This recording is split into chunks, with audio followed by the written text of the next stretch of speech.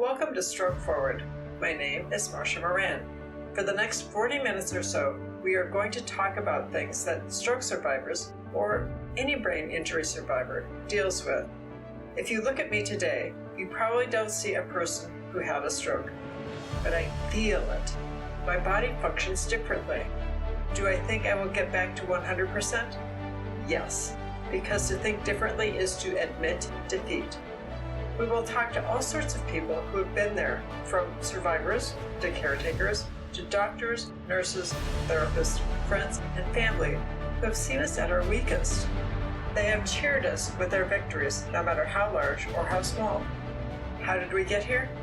That's what this show is going to tell you.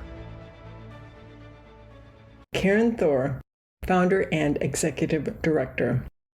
Karen Thor worked in banking for over 20 years, holding positions as Director of Treasury Management, Small Business, Group Banking, and Credit Cards. She completed her career in banking as CIO and Executive Vice President at National Commerce Financial, a $26 billion financial institution. She also ran a successful consulting company, Revenue Enhancement Associates, teaching community banks how to establish high-performing treasury management and group banking divisions. Karen then joined Deluxe Corporation's Treasury Management Solutions division as a national sales manager, leading a nationwide team selling complex payment software. In 2015, Karen's son was hit by a car and suffered a C2 break, paralyzing him from the neck down. She and her family immediately moved to Atlanta so that Michael could rehab at the Shepherd Center, one of the top SCI rehab centers in the country. It was there she saw the immense benefits of activity-based therapy. After 2.5 years, it was time to come home to the Raleigh area, but she found that the opportunity to continue aggressive activity-based therapy was very limited. She decided to open NextStep Raleigh to allow her son to continue his recovery while giving the same opportunity to others. Yolanda Ortiz was born in Watertown, New York, but grew up mostly in Clarksville, Tennessee. She made her way to North Carolina after attending the University of Tennessee in Knoxville as a communication and journalism major. After working for a local entertainment company in Durham as a marketing assistant, she decided to shift gears and pursue a new career path. She graduated from the Occupational Therapy Assistant program at Durham Technical Community College. She has worked in skilled nursing facilities and acute care on the neuro unit, working with stroke survivors, post-op back surgery patients, and other acute neuro patients. Despite never playing sports when she grew up, Yolanda spent a lot of time in the gym as a teenager, taking group fitness classes with her older sister, which sparked a passion for fitness at a young age.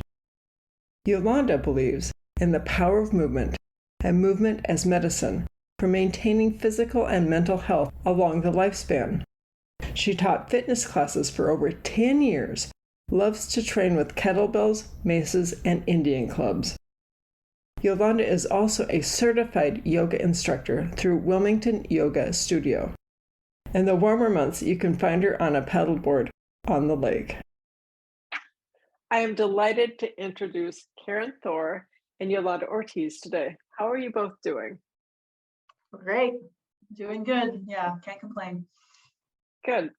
So I met Karen at Step Out with Stroke Warriors this past summer, and I was intrigued by her story. Can you tell people how you started NextStep Paralysis Recovery Center? Yeah, so in November of 2015, my son was actually hit by a car and thrown headfirst into a utility pole. And he broke his C2 vertebrae. He actually just sort of cracked it. That didn't injure his spinal cord, but it caused a bruise. So there was a contusion, and that caused him to immediately be paralyzed from the neck down. So we got him, they took him over to Wake Med, which is a hospital here in the Raleigh area. It's a trauma hospital. And then fairly quickly, my husband, who has ironically studied spinal cord injury for 40 years, reached out to all the people he knew that dealt with spinal cord injuries and said to them, if this was your son, you know, what would you do? And I think out of 15 people he contacted, 13 of them said, get him to Shepherd Center as soon as you can. So that's in Atlanta. It's one of the country's top spinal cord injury rehab facilities. And so within, I think, 7 days, we got him there. And so we thought we were going to be there for about 3 months, and we wound up being there almost 3 years.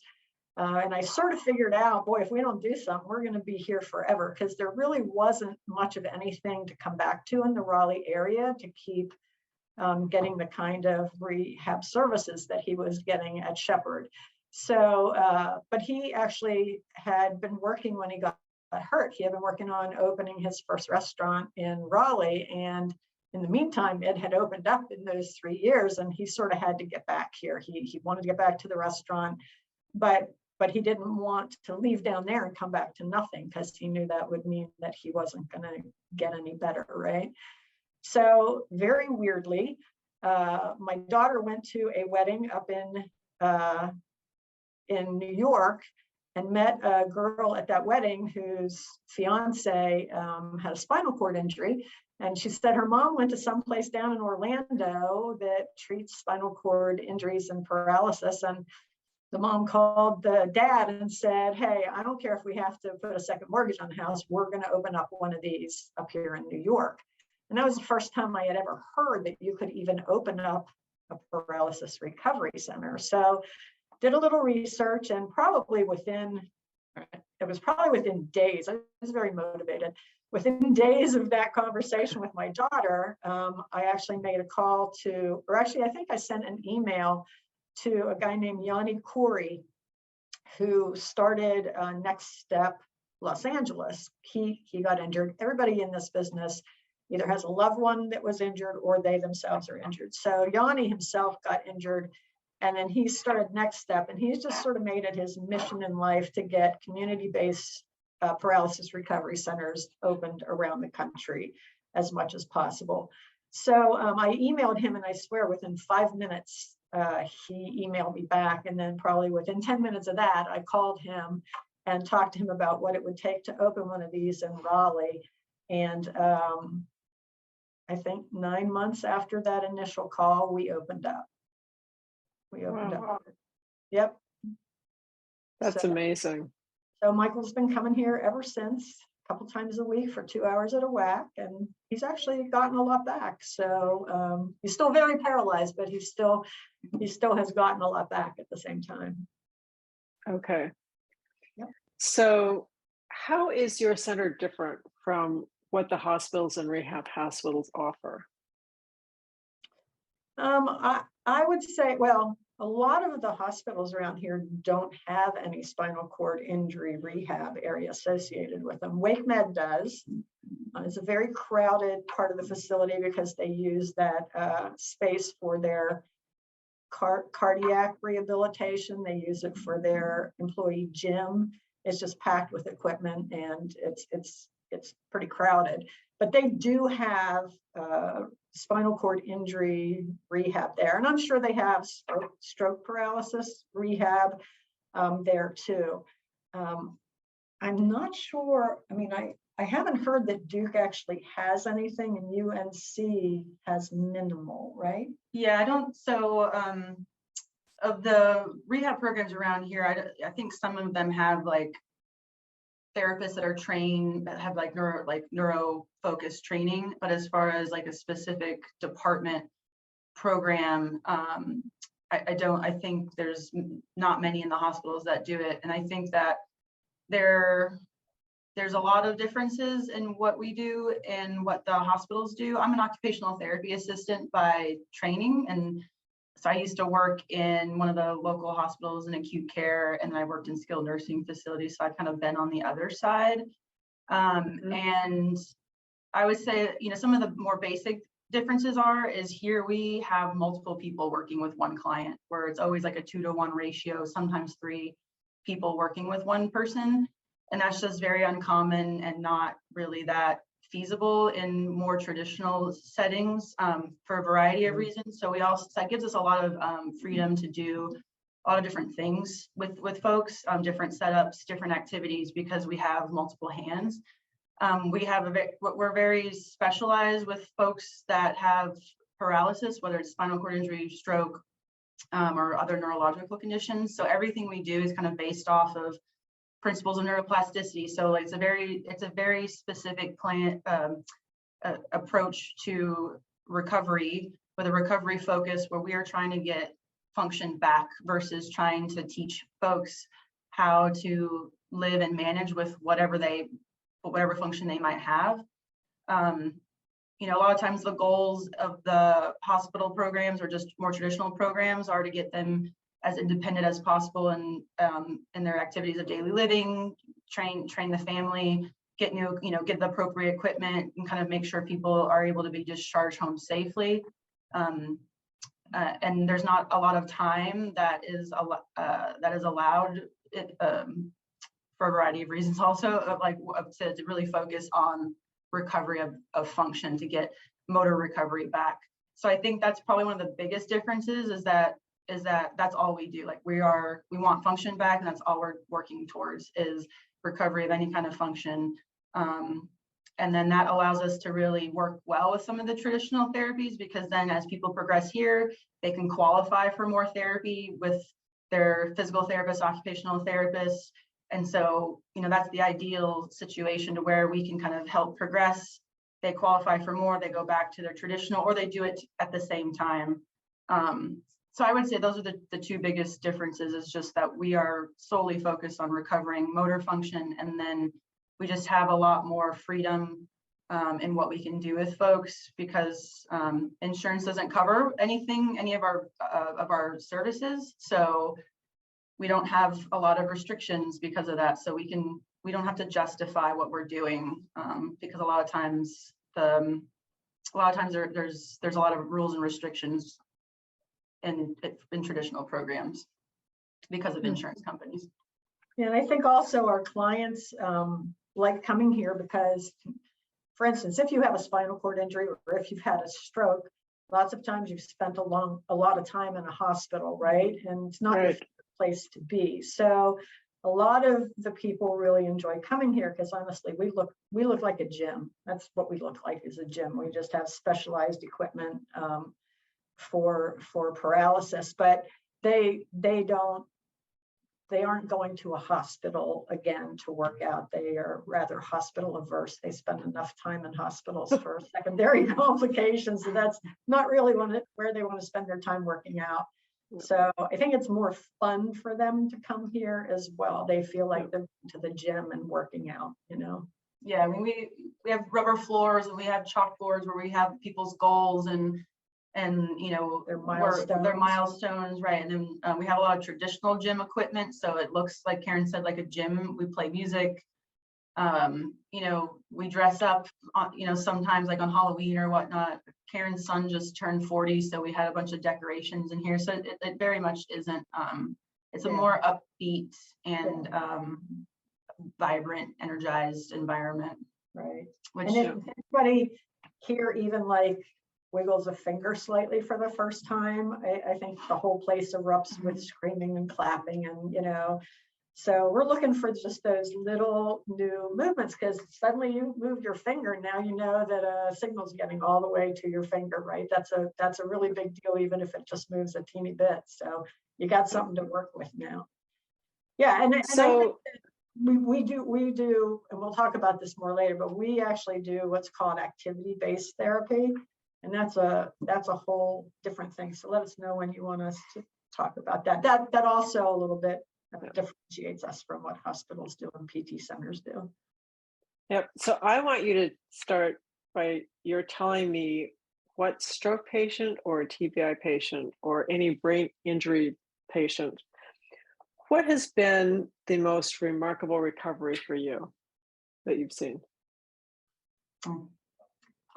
I'm going to jump in on that one, just because we just had a gentleman who I think you may have spoken with recently. That we just kind of celebrated his 6-month anniversary here, and every 6 months we'll do reevaluations. And so we went through all of our initial testing, and I showed him some video that we took from the very first time he was here and compared it to what he was doing now. A few of the videos were just him walking. For one, it was just night and day difference. The first video, he was using a cane. His steps were really short. He was very hesitant, you know, like very nervous to do some of the things that we were asking him to do. And then the second video, he's not using a cane. His steps are long. He is like Speedy Gonzalez, like just moving. He had a little bit of an arm swing. His arm wasn't, you know, wasn't riding up. That like the tone was a little bit more relaxed in his arms. So he had a little bit more natural swing. Way more confident walking. We had him doing something like where he was like stepping over an object. In the first video, he was stopped, very hesitant, took a couple seconds, lifted his foot up, hit the step, dragged it over, you know, like, you know, just multiple steps just to get over it. And then this time he, you know, walked up to it, maybe like a slight hesitation, but not much, stepped right over it, didn't hit it, didn't drag, and just kept going. And so I showed him those two, and he definitely got a little, you know, teary-eyed, because I was telling him, like, this is so much better, like, you have no idea. And so just so he believed me, I showed him the video, and he was like, oh wow, like even this, like he was pointing out stuff. Yeah, because nobody ever thinks that they're getting better until you show them how much they've gotten better, right? Because it's such a slow recovery from any kind of neurological issue. But we've also had we have one guy that had a stroke, right? We have one guy that ran. He mostly walked, but walked fast. He did a 5K. That was a very cool thing that happened. And apparently the whole police department walked him across the finish line. So that was a great thing. And he used to be a marathon runner. He ran marathons all the time before his stroke. So that was a goal of his, to be able to finish a 5K. So he had been doing a lot of walking and practicing. We have another guy who was a big bicyclist, and he actually got to leave us and graduate because he learned to ride a bicycle again, and he we got some like heavy duty, like bigger training wheels, so we kind of practiced that a little bit. That was kind of the first time we had done anything like that with someone, but that was like his main goal, was like, I want to get back on a bike, and he wanted to ski, and the biking was the easiest thing for us to simulate. Right. So we went with the bike, went the route. And then we have a guy that has a traumatic brain injury from he was where is he, in Bolivia? He was in Bolivia. Yeah, he was like a bike guide in Bolivia. A bike guide in the mountains, and his new bike was faulty, and so the handlebars, I believe, came off the bike while he was riding down a mountain, and it gave him a traumatic brain injury, and he has started to be able to ride his bike again, which he lives and dies to ride his bike. So that's a big deal for him too. Yeah, and he recently just was he's practicing hitching like a trailer behind it so that he could bring his gear out someplace to go camping, or, you know, just to get back outside, because he lived and loved the outdoors. So yeah, so we've had you know, that's pretty good for only 4 years being up and running. So I think that's really remarkable what you've accomplished, and I think we should mention that anyone can get better at any time. That's what neuroplasticity is about. So tell me what the doctors are telling people. I knew you'd go there. So I actually was doing a Rotary presentation one time, and at the end, for questions, some guy raised his hand. He said, I thought if you got a spinal cord injury, like, that was it. You were paralyzed, and that was it. And I said, oh, what do you do? He was a doctor. And I said, oh, have you heard the term neuroplasticity? No, he wasn't a neurosurgeon. He wasn't a neurologist or anything. But he said, yeah. And I said, well, that's what we're talking about. So that's not the case at all. But as we had discussed before, there are doctors that are actual neurologists and in this field, that say things like, whatever you get back in 12 to 18 months is all you're ever going to get back. And that's just so not true. I just tell people, I say, listen, as long as you continue to work out and do the kind of therapy that we do, activity-based therapy, which is repetitive, the same boring exercise over and over and over again until your brain finally is like, oh, I remember this. I can do this. As long as you continue to do that, you will get things back. I can't say how much you'll get back. I can't say how fast you'll get it back, but I know you'll get back more than if you don't do the working out. And then the secondary complications go way down. You have better cardiovascular, you have stronger bones, you have less diabetes. There's so much of the secondary complications of paralysis that you just don't have. Our guys don't really have pressure sores that often. I think it's just because their blood's flowing, and that also makes their skin better, right? So we just have a lot of things that don't happen as much here as happen other places. And I would say my son his injury as of this November 20th, I believe, is going to be 7 years for him. Wow. And just within the last couple months, he took his first unassisted steps with nobody holding on to him at all. So, a couple, probably, I don't know, maybe it was a couple of years ago, for the first time, they stood him up against a wall and they walked away. And I was like, oh my God, you're standing there with nobody holding you up. And he was like, well, Mom, if the wall wasn't here, I'd be falling down. And I said, yeah, until the day that you don't, right? Well, he can stand up now he can sit to stand all by himself. He can stand up, not a long time, but he can stand up with nobody holding on to him. So 7 years have gone by, he is still progressing. And sometimes he makes big leaps, even this far past his injury. So people should never give up. So I want to know what one or two of those big leaps were, because this is really important to us. Yeah, I think that now every time I say he's doing something that is a big leap, he'll be like, Mom, I've been able to do that for a long time.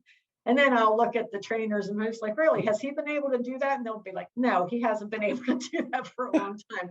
So, just probably last year on his birthday, for the first time, we were out to dinner and he just reached out and reached over and picked up a glass.